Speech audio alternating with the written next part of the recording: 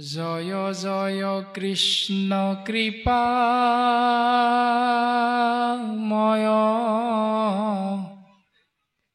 মহেশ্বৰ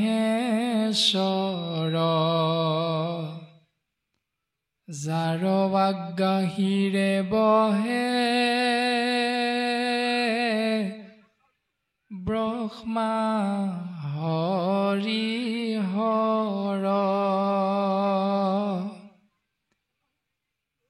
মৎস্য কুৰ্ময়াদি অংশ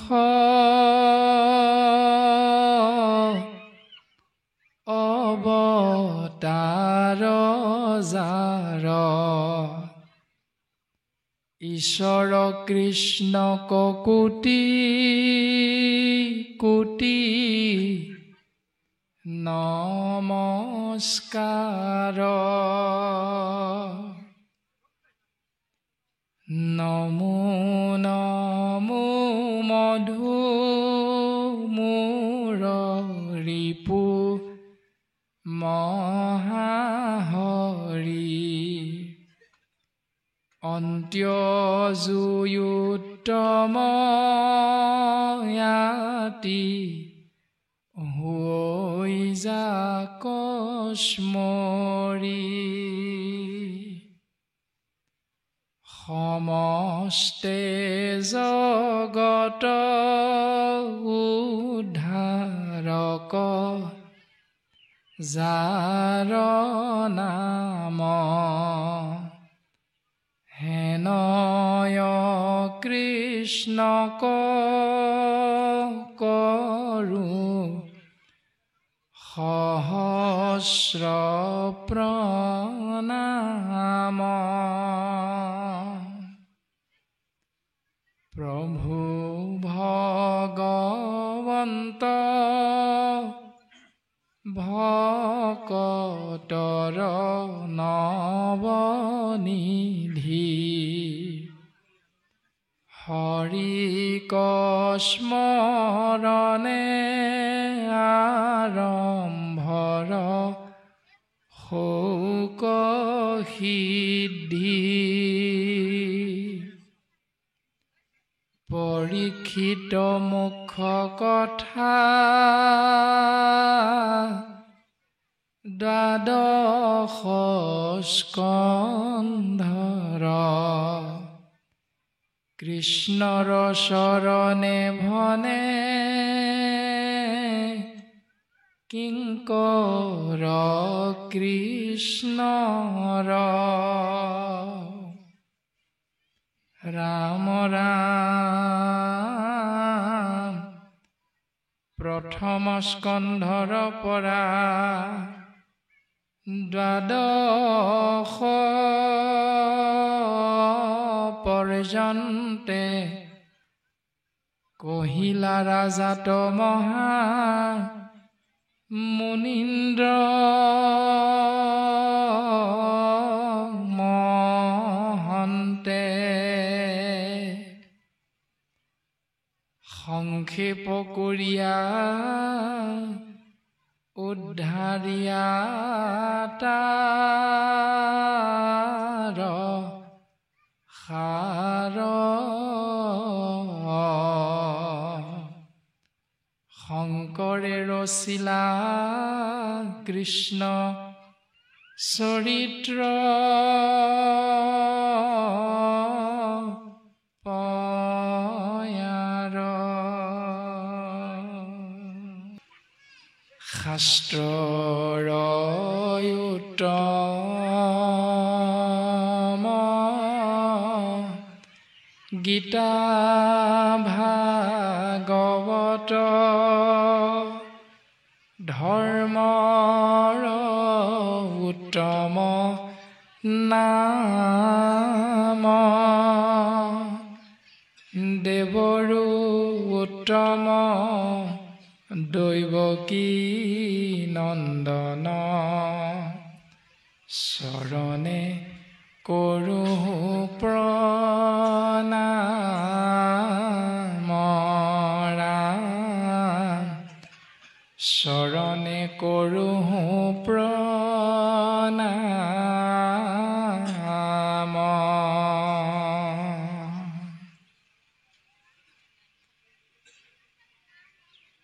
শাস্ত্ৰৰ উত্তম গীতা ভাগৱত আজি আমি সৌভাগ্যবশত সমস্ত জনাই এই উত্তম শাস্ত্ৰ মহাভাগৱতক আশ্ৰয় কৰি শ্ৰৱণ কীৰ্তন মহাভক্তি লাভ কৰি জীৱন ধন্য কৰিবলৈ সৌভাগ্যৱন্ত হৈছো।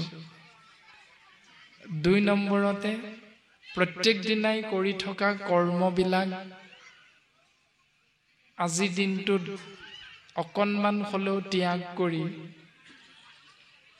উত্তম কৰ্ম দৈৱকী নন্দন প্ৰভু ভগৱন্তৰ নাম শ্ৰৱণ কীৰ্তন মহাভক্তি আশ্ৰয় কৰিবলৈ সৌভাগ্যৱন্ত হৈছে। ৩ নম্বৰতে ৩৩ কোটি দেৱ দেৱতাৰ ভিতৰত উত্তমজন দৈৱকী নন্দন শ্ৰীকৃষ্ণ শ্ৰী চৈতন্যমূৰ্তি ভকত ভাগৱতৰ চৰণ কমল সেৱা কৰি জীৱন ধন্য কৰিবলৈ আমি সমস্ত জনা সৌভাগ্যৱন্ত হৈছো। এই পৰম সত্যটো চিন্তা কৰিছিল পৰীক্ষিত নামৰ এটি জীৱ আত্মাই। কিয় চিন্তা কৰিছিল? কাৰণ পৰীক্ষিত নামৰ জীৱ আত্মাই গৃহস্থী ধৰ্ম পালন কৰি এই সংসাৰখনত অৱস্থান কৰি থাকোঁতে তেওঁ কৰ্মত এটি খুঁত ৰৈ গৈছিল। তেওঁৰ কৰ্মত, তেওঁৰ চিন্তাত এটি ভুল ব্যৱস্থা আহি সোমাই পৰিছিল। সেই ভুল কৰ্ম, ভুল চিন্তাৰ বাবে পৰীক্ষিতে অভিশাপত শাপিত হ'ব লগা হৈছিল। আপোনাৰ সমস্ত জনাই কথাখিনি কম বেছি পৰিমাণে বুজি পায়। আৰু পৰীক্ষিত নামৰ জীৱ আত্মাই যেতিয়া ভুল উপলব্ধি কৰিব পাৰিলে, অনুধাৱন কৰিব পাৰিলে, হৃদয়ংগম কৰিব পাৰিলে, তৎমুহূৰ্ততে তেওঁৰ সন্মুখত উপস্থিত হোৱা ত্ৰিকালদৰ্শী ঋষিমুনিসকলৰ আগত মনৰ ভাৱনা প্ৰশ্ন আকাৰে প্ৰকাশ কৰিলে। ভাগৱতে আমাক সুন্দৰভাৱে সিদ্ধান্ত দিছে। এৰা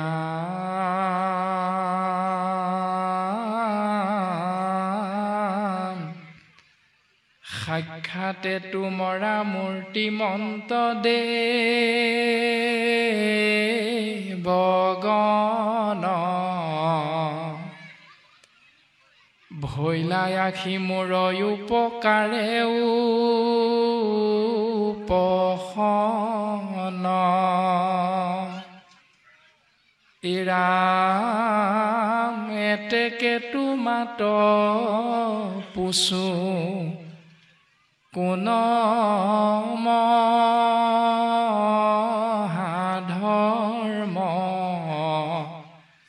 কহিও কলোকৰ কৰ্তব্য কোন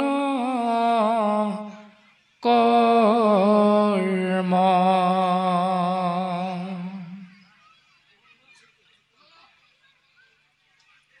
ত্ৰিকালদৰ্শী ঋষিমুনিসকলৰ চৰণ কমলত পৰীক্ষিত নামৰ জীৱ আত্মাই সেৱা নিবেদন কৰিছে।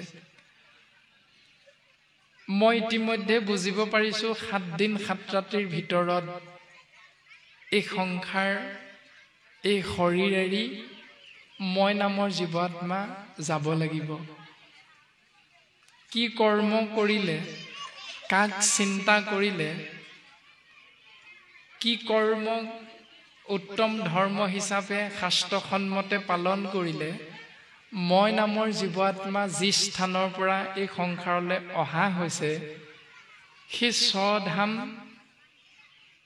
পুনশ্চ কেনেকৈ ঘূৰি যাব পাৰিম? এই প্ৰশ্ন ঋষিমুনিসকলক কবৰ বাবে পৰীক্ষিত নামৰ জীৱ আত্মাই সেৱা নিবেদন কৰিছে। আৰু ঋষিমুনিসকলেও পৰীক্ষিত নামৰ জীৱ আত্মাৰ সেই শোকত, দুখত তেৰা সমস্তও ম্ৰিয়মান হৈছে। আৰু তেৰা সমস্তয়ো পৰীক্ষিত নামৰ জীৱ আত্মাক প্ৰত্যেকেই ভাৱ অনুসাৰে, গুণ অনুসাৰে, জ্ঞান অনুসাৰে প্ৰশ্নৰ উত্তৰ প্ৰদান কৰিছে। এৰা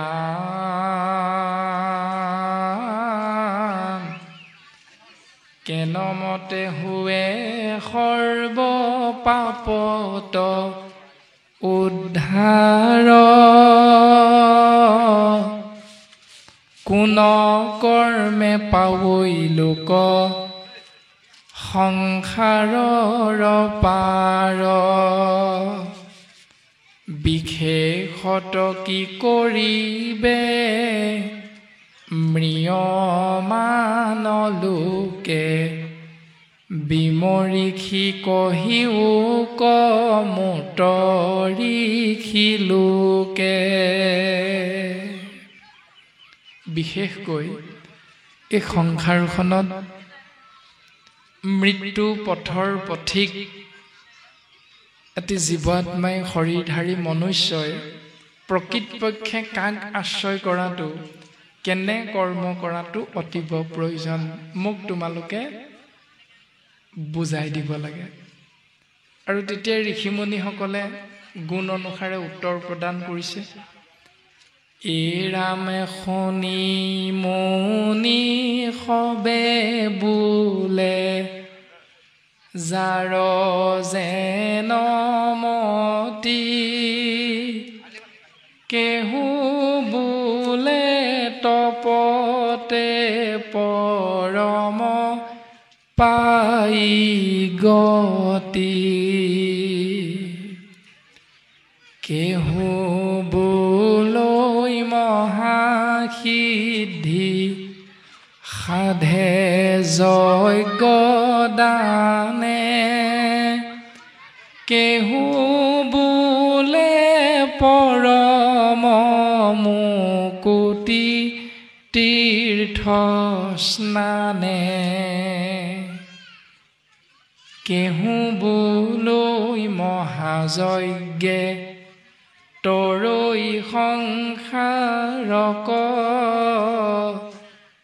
কেহু বোলৈ এৰাই মহা জ্ঞানে সে নৰক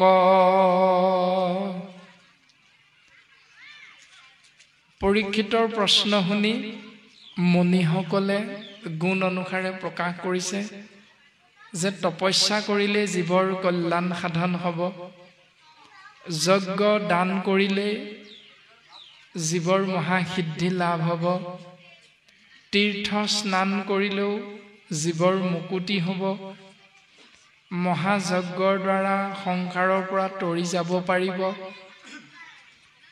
মহাজ্ঞানৰ জৰিয়তে জীৱই নৰকৰ পৰা উদ্ধাৰ পাব পাৰিব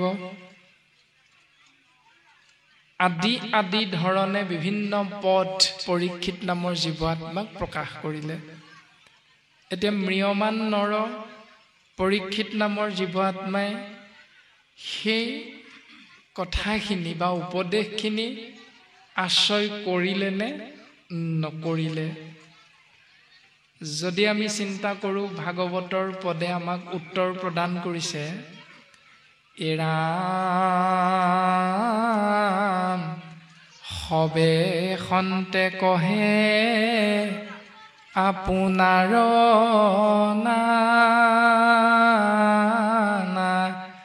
মত হেন শুনি ষষ্ঠ নোহে ৰাজাৰ মনত এই সকলোখিনি উত্তৰ শুনাৰ পাছত পৰীক্ষিত নামৰ জীৱাত্মা অৰ্থাৎ সসাগৰা পৃথিৱীৰ গৰাকী পৰীক্ষিতৰ মন কিন্তু স্থিৰ নহ'ল অৰ্থাৎ এটাও সিদ্ধান্ত তেৰাৰ মনোপুত নহ'ল আৰু নোহোৱাৰ বাবে সৰ্বশেষত তেৰাই চিন্তা কৰিলে যে কি কৰিলে ভাল হ'ব এই চিন্তাত মৌন হৈ থাকোঁতেই তেৰাৰ ওচৰত আহি উপস্থিত হ'ল ত্ৰিকালদৰ্শী কৃষ্ণ দ্বৈপায়ন বেদব্যাসৰ সুযোগ্য পুত্ৰ শুকগুৰু আৰু শুকগুৰু যেতিয়া আহি পৰীক্ষিত ৰাজাৰ সন্মুখত উপস্থিত হ'ল তেতিয়া পৰীক্ষিত নামৰ জীৱ আত্মাই সেই শুকগুৰুৰ চৰণ কমলত দীঘল দি পৰি সেৱা নিবেদন কৰিছে যে সেই শুকগুৰু তুমি আমাক কৃপা কৰিব লাগে। মই জানিব বিচাৰিছো ৰাম তোমাৰ চৰণে মৰণ সময়ে পুছুহু প্ৰভু সাম্প্ৰত ম্ৰিয়মানৰে সদায় কি কৰ্ম কৰিবে ইটো লোকত। সেই শুকগুৰু মই জানিব বিচাৰিছো যে ম্ৰিয়মান শৰীৰধাৰী মনুষ্য নামৰ জীৱ আত্মাই প্ৰত্যেক মুহূৰ্ততে কাক চিন্তা কৰিলে কি কৰ্মত ব্ৰতী হৈ থাকিলে এই সংসাৰৰ পৰা তেওঁ পৰম গতি লাভ কৰিব পাৰিব। হে ৰাম কাহাক শুনিবে কাহাক জপিবে কাহাক স্মৰিবে নৰে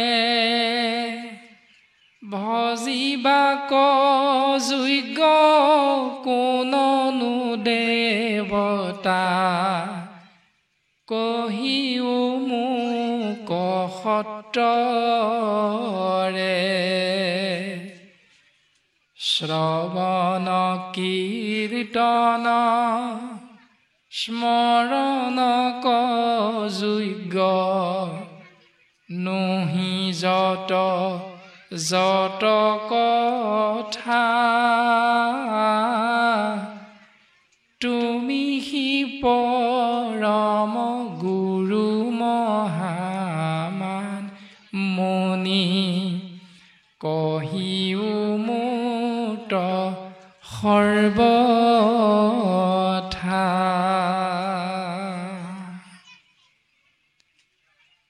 কি কথা শুনিব লাগে, কাক ভাবিব লাগে, কাক চিন্তা কৰিব লাগে, সেই দেৱতাজনৰ নাম কি, তেওঁ থাকে ক'ত, কেনেকৈ তেওঁক চিন্তা কৰিলে জীৱৰ কল্যাণ হ'ব, আদি আদি ধৰণে প্ৰশ্ন মনৰ ভাৱনা শুকগুৰুৰ চৰণ কমলত প্ৰকাশ কৰিলে।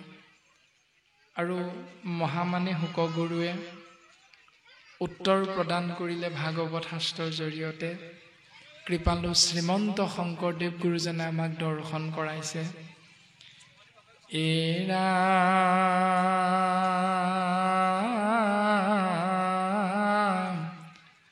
সমস্তে শাস্ত্ৰৰ মত বেদ বেদান্তৰ তত্ত্ব কৃষ্ণে পৰম ইষ্ট দেৱ পূজৈ যাক ব্ৰহ্মা হৰে কোননো পামৰণৰে তাংক আশী নকৰিবে হে